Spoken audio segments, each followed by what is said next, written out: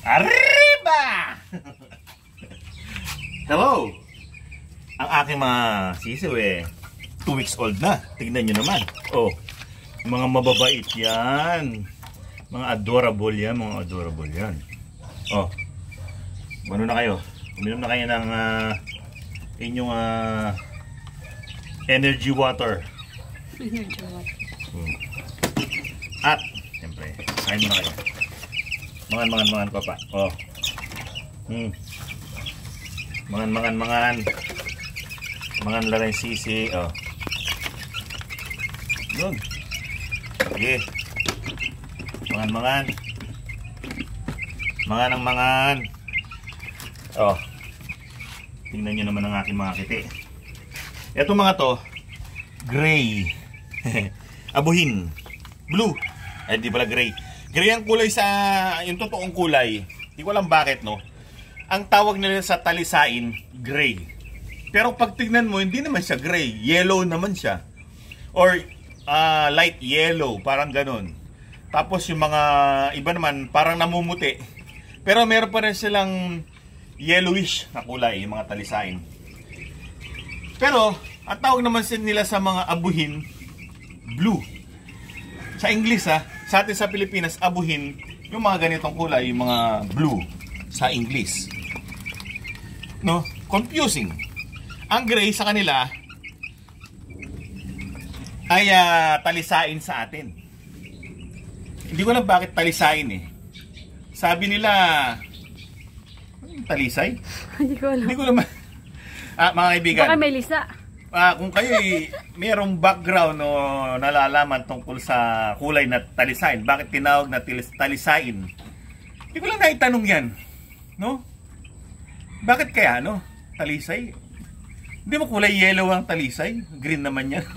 Paghinog, siguro. Siguro pag yung talisay kapag yung dahon niya pa-fall. Paano na, oh. Tapos, ang mga ganitong kulay, abuhin naman sa atin. Sa mga English, blue. Hindi naman yan sila blue. Gray naman yan. Dapat yan ang gray, di ba? Yung blue. Tapos, ang tawag nila sa manok na red, yung pula, red. Dapat yung talisain yellow, di ba? Para mas malapit dun sa katotohanan. Manok na pula, manok na dilaw. Pero sa atin, talisain. Ang gulo. Anong kulay ng damit mo? Dilaw. Ayan. Meron akong 3 blue. Yan, 3. Tapos tatlong white. Yan. Hindi ka sure na itong isa. Ito, semi-blue, semi-white. Pero parang white. Tapos ang balbaro, feeling ko, parang 2-3 lang ang balbaro. Ito balbaro to. Ito balbaro. Oo. Hindi pa ganong masasabi dahil sa bata pa. Yan. Meron silang green-legged, ayun Ito rin, meron silang green-legged to. 3 green-legged. Or, parang 2 green-legged lang. 3 ata, 4? 4 na green-legged, 2 yellow-legged. Pero yung pagka-green nila, parang hindi bright green. Light green lang. Sige na, kain na. Ayun, plain water sila ngayon dahil rest sila sa progency. Hindi bugbugin dapat sa vitamins. Para yung katawan nila, makapag-cleansing. Pero yung pagkain nila, yan. After 1 month na ganyan, chick booster tapos progency, pag 1 month na sila, magpapatak na ako ng red cell sa pagkain nila. Maganda daw yun sa mga lumalaking sisiw. Dahil nakakapagpa-develop daw yun ng... Yun, doon sa nagsabi Hindi naman ako nag-research at nag-formulate. Ayon doon sa nagsabi, pampaganda daw ng bone formation structure nila. Ang sabi. Pero naniniwala naman ako kasi, syempre expert yun di ba? Meron silang kapitbahay, yung mga kay Aling Mimay, mas malalaki. Ayaw kong ibida dahil bida niya ito Pero syempre, ayan na natin siya dyan. Ito sa akin lang, ang mga ko. No? 2 weeks na sila. At mamaya-maya papakita ko sa inyo kung bakit sila maamo. Tingnan nyo.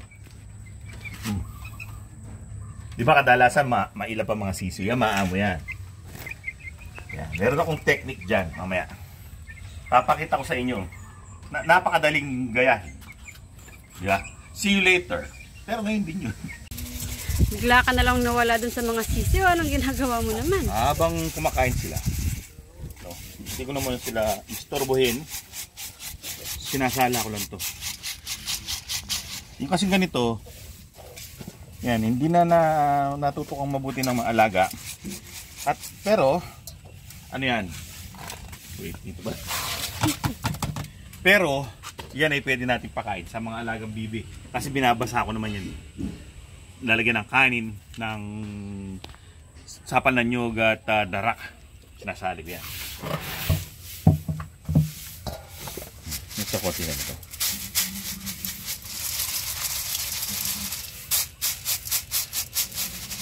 Ayan o. Dami rin no. Diba? Sayang yan. Kung natitira na sa pagkain ng manok, matatapon, hindi niya makakain.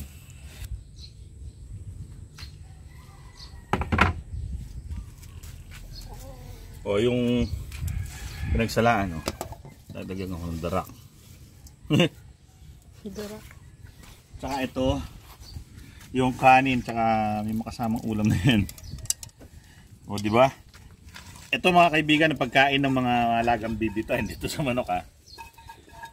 No. Atin natin lang to. No. Huwag niyo sasabihin sa mga alagang bibi na yung mga manok masarap yung kinakain. Baka magtampo. Yan, ganyan ang kinakain ng aking mga bibi. No, special mix. Minsan kapag meron akong sapal ng nyog, sama na yan. Malakas sila kumain. Malalaki. Isipin mo, no? Mga alaga kong bibi, di nila alam. No? Yan ang kinakain. Tapos, bandang uli, makakaldareta pa sila. Di ba? Sigurado. Pero kailangan bubusugin. Talagang yung masarap ang kain.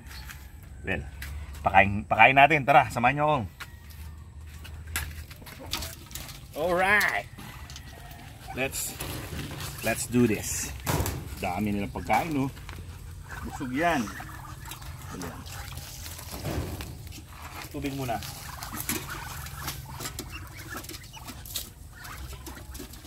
Dito ko nagay tubig. Para hindi nakabilad. Kabilad dun. Pag naruuhaw kayo dito banda, kasi thanks dun eh. Ngayon, banlawisation, dito ko na sila papakain para masilong. Oh, eat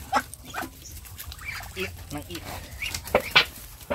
Yan, sige, atake. Yan, dyan dyan dyan dyan dyan dyan.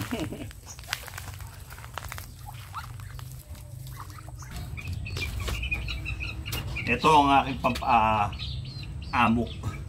Kanin. Konti lang. Para lang baga pampa-entice lang sa kanila. Konting-konti lang. Para lang sila'y makatikim ng konti. Kasi pag dinamihan mo, mananawa sila. Pag bibigyan mo sila ulit, hindi na sila excited eh. Konti lang. Oh.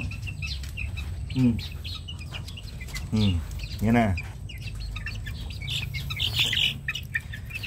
Yan o, yan ang pampaamo. Kailangan hayaan mo silang kumain sa kamay mo. At magdali. Yan, konti-konti lang. Yan. Kailangan lagi silang pinapakain sa kamay. Doon ka, malaglag ka dyan. O yan. O, kain. Ito lalaki to, mukhang lalaki to. Gray. Ay, mali. Blue. Abuhin. O yan, ganyan. So, itong mga kay Aling Mimay para ng mga dinosaur, tingnan nyo. Parang, alam niyo yung mga zombie. Pag nakakita ng kanin, para mga zombie. O, tingnan nyo. Tingnan nyo. Uy! Ito na! Ito na! Ayan na. Alam mo yung mga zombie. Yan na. Yan, gusto nila yan. Yan ang naging pampaamo. Kanin. Pag nakatikim silang kanin, sigurado. Pero konti lang, huwag yung silang sasawain. Pag sumawa, hindi na sila lalapit kasi alam na nila eh. Well, yan ang aking mga 2 weeks old na sisiw. Palaki na sila ng palaki, paganda ng paganda. Makikita niya, nakatali na yan pag sila naging tandang na, katulad nila Otlum at Balang. Mga manok ko na aking mahal, well taken care of, di ba? Hanggang sa susunod na episode. Maraming salamat sa inyong panonood. Paalam. Paalam.